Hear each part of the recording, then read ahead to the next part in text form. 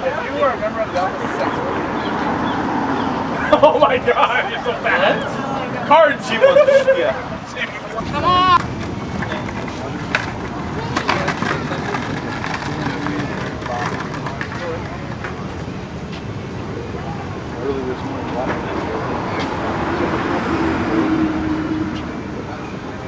Sandstone. I don't know how well you can see the mountains, but see all that rock that's popping out of the mountains there? It's better if you step around the front.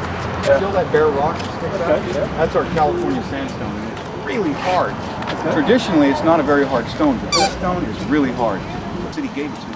They created something phenomenal here in the city. It's probably the best I'm sure it's everywhere, isn't it? Oh, the stone is all over the place. But this particular... Those bridges, that's sandstone. Yeah, that's California sandstone. Yeah. So anyway, but I mean, the whole, this was destroyed by an earthquake, wasn't it? Yes. 26.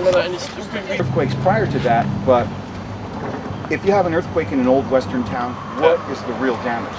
You got a lot of wood, adobe and brick, and it's pretty... That's a good idea, Dad. You do it. Oh, Mummy's coming back. Did you say you were not in the same group? No. Did you call him Dad? No. Was his son. Unless he knows something like, oh, was it Lester calling for him? Oh, early to get down and sit. no, they haven't sized it. We're waiting at the wrong place. Radio, I'm like a local phone.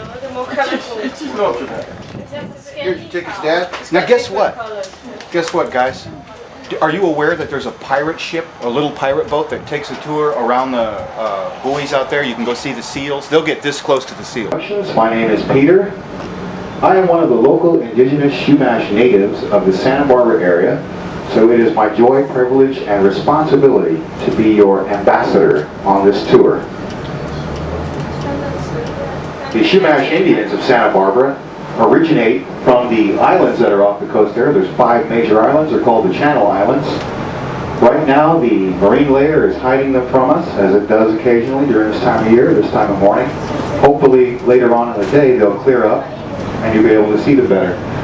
Now, you have joined the 1.2 million, approximately, yearly visitors to the Santa Barbara area. They all get their start right where we just started, at the base of Stearns Wharf. Stearns Wharf was built in 1887 by a gentleman named John P. Stearns. He was a lumber mogul who saw a need to get lumber into the Santa Barbara area. Now I know you're looking at all the trees and you're thinking, why would you need to get lumber in with all these trees here? Well, I'll tell you, of the over 250 variety of trees that you see planted in Santa Barbara here, only about 1% are indigenous to this area. Now, the very first European visitors into this area came in 1542, so I'll do the map for you. That's only 50 years after Columbus set sail for India that Juan Cabrillo set sail for this part of it. Quickly outgrew the family's property, so she gave it to the city, and they planted it here, where it's been growing for the last 122 years. This is a member of the ficus family. As you can see, it's producing fruit. And this is also thought to be the largest tree of its kind in North America. Santa Barbara is home to a lot of firsts and a lot of onlys. Here we are at our train station. This has always been our train station. Hasn't always looked this nice though. The bike shop on the left, open air, was the Western Union office. And of course the train station on the right, prior to 1887, it was a wood and adobe structure. So after the structure was demolished, partly by earthquake, partly by man's hand, construction started on this beautiful period piece using the original construction material and building. Right where I'm sitting right now was the original home of that Morton Bay fig tree. And I know you're thinking, well, that's kind of the middle of the street, Pete, but I'll talk more about that. It was actually not. The building on the left, the white one, the Ronald Reagan Ranch Center, and next to it, of course, the Enterprise Fish Company, Santa Barbara's oldest seafood company, and one of our few remaining brick buildings. I had mentioned that Santa Barbara has had several major earthquakes throughout history, and a lot of the brick buildings fell. So here we are on State Street in Old Town Santa Barbara. This was the very first part of Santa Barbara the Old Town developed. And if you notice the buildings on the left, they all maintain those old Western facade look, because these buildings have existed since the 1800s. And so I'll tell you this, my grandfather, as I said, grew up in this town. And when my grandfather was a young man, this is how he described Old Town Santa Barbara. He said, State Street, of course, was nothing but dirt. It was dirt from threshold to threshold on the doorway shops.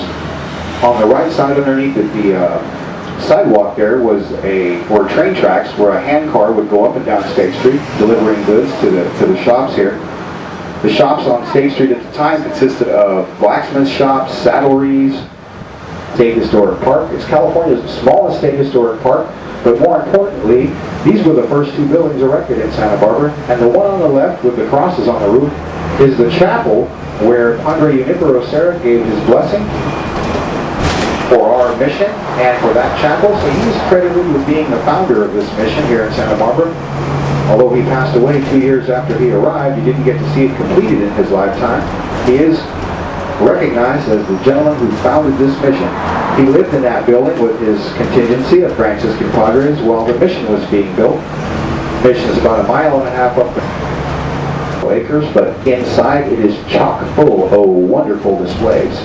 You can see Shumash basketry in there. Shumash basketry is the single finest basketry created by Native American peoples and coveted by museums all over the world.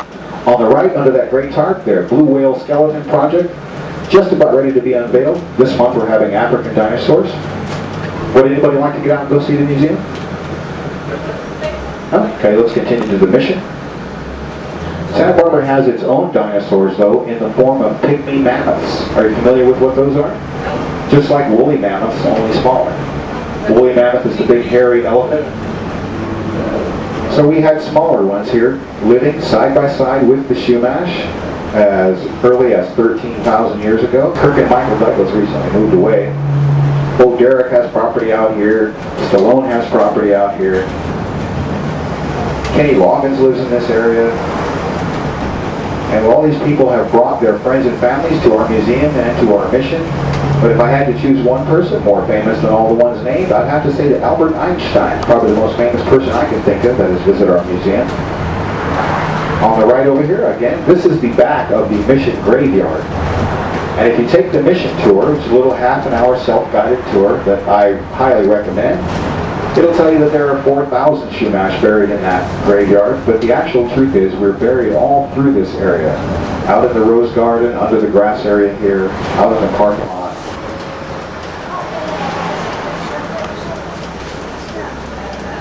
So here we're going to turn right into the mission grounds. And do you see this long, flat stone structure to our right front? This is called a lavanderia, which means laundry in Spanish. That's where the Shumash women would do the mission laundry. You see this carving on the end over here? That's of a mountain lion, and that's thought to be the oldest carving ever done by a Native American. There's more inside that natives have done. This carving on this side, of course, is of a bear, and you can see it's more modern. And of course, here's the mission fountain that fed the lavanderia from Mission Creek. Now, we just had our Immaginati Italian Street Painting Festival. That's all the last 10 years over that. Right here to our front, the dolphin fountain sitting at the base of Stearns Wharf. I got to tell you about this.